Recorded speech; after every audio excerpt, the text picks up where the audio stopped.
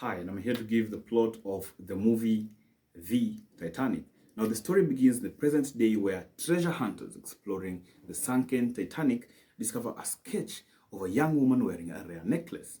Now, this leads them to Rose Dawson. Now, elderly, she narrates her experience aboard the Titanic in 1912.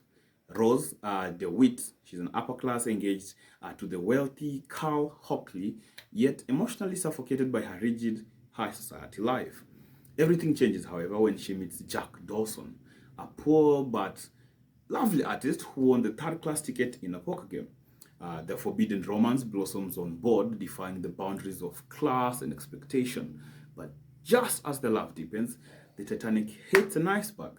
As chaos unfolds, the ship begins to sink, separating lovers, families, and friends.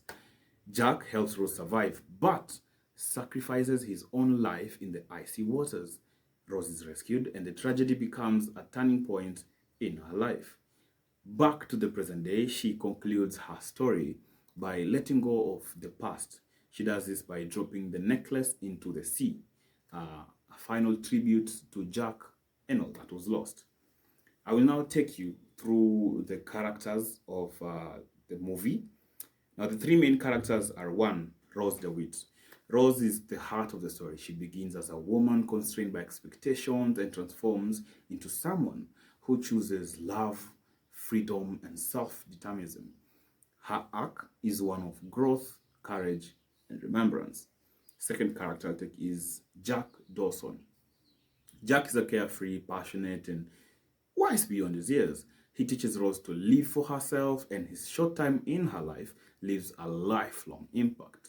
He represents hope, change, and living in the moment. Finally, we have Carl Hockley. Carl is Rose's controlling fiance. He is a symbol of wealth and power obsessed with status. His arrogance and cruelty represent the darker side of privilege and entitlement. My personal view of this movie is that with the many unforgettable performances and masterful storytelling it had, it remains a cinematic experience, and I loved it. It's super emotional and deeper than what you actually see. That's my take on this movie. Titanic is not just a tragic love story, but a masterclass in cinematography and soundtrack, which have been heavily used to enlighten the movie, deepen emotions, and burn core memories into people's minds. Okay, now, so let's start with the cinematography, which was led by Russell Carpenter. So, the cinematography, the camera work does three great things, which is establish scale, bring intimacy, and track tension. And you can also see this applied in majorly in the movie, whereby the cameraman uses wide shots of the Titanic to showcase its grandeur, thereby emphasizing its scale, its beauty, and also its fate.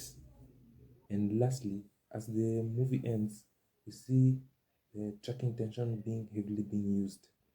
So as the ship sinks, we see the camera work being very tilted, submerged, and also chaotic, which showcases the emotional and physical collapse of the show, of the movie as it ends.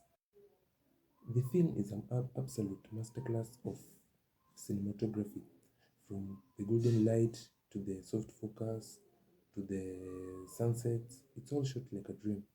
But if you contrast it to the when the ship is sinking, there is heavy use of waterlogged frames, flickering lights, and also shadows to showcase the pain the people, the pain and the chaos that the ship is going through. So basically, the film went from being a romance film to a horror film, thereby mirroring the arc of the story. And also another application is of this is whereby the cameraman uses very close shots of Rose and Jack to showcase their love for each other and also insert the audiences into the internal world. Now let's talk about the soundtrack, which was composed by James Horner. So the film uses Celine Dion's song "My Heart Will Go On," which is a massive hit song, but in the movie, it's more than a hit song. It basically it's basically an anthem for love and loss, showcasing the tragedy in the film. It plays in the final moments where love and tragedy collide,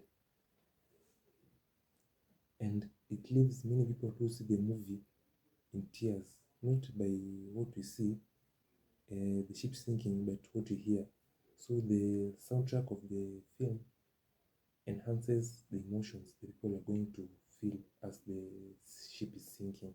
In my personal view, Titanic, Titanic's cinematography and soundtrack is an absolute masterclass because they don't just show you the film, but they make you feel it. From the use of Celine Dion's song, which is an absolute classic, but the way it enhances the film.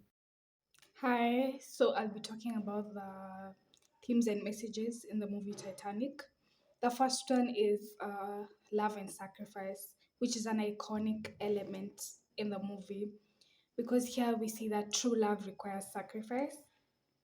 And we see that despite everything, the two major characters who are Jack and Rose, Jack sacrifices his floating panel after the ship has sunk and gives it to Rose for her survival. And he remains in the freezing water. And unfortunately, he does die due to hypothermia. Here we see that love goes beyond the societal expectation because these two people that they are from two different social classes. And for me personally, I feel the theme love and sacrifice, considering that these people were together for like only 4 days. It's a little bit. Uh, Personally, I would, if I was Jack, I would not sacrifice my floating panel because I, there's love and sacrifice, but there's also you because I come first before anyone else does. Yeah, that's my view on that theme. The second theme, social inequality. Here we see that the message here is social class. It really influences people's life and the opportunities at life. Here we see already that the ship itself. It's divided by classes because on the upper deck we can see these wealthy people who have luxurious accommodation and like their stuff are just luxurious. Then we see the bottom deck, which has the lower class people there, and here it just highlights the cruelty of classism. And my take is that was not only in the ship, it happens out there and it's real. It's something that is there. And personally, I think it will continue to be there unless we all like come and do something. But I think it's there in the world, it's still there, will continue to be there because when it comes to social class, it just brings an amount of pride and like arrogance. Yeah. Lastly, I'm going to talk about feminine independence, that women have the right to make their own choices that regard their own lives. This is brought out during the Titanic when Rose is being forced to get married to this wealthy man just because she also comes from a social class, a higher social class. Of course, the family will want her to marry into another higher social class. It's the way the society expects you. You're from a richer family, you're from a rich family, you're expected to get married to a rich family or maybe a richer family than yours. And here it brings out that women can transform their lives and get by with the social expectations and do what is best for you. And here Rose is able to stand up for herself. And this is highly encouraged by Jack, who transforms her life and encourages her to follow her own path. And personally, it was one of my best themes because I'm a lady. So yeah, it's a really good theme, feminine independence that yeah.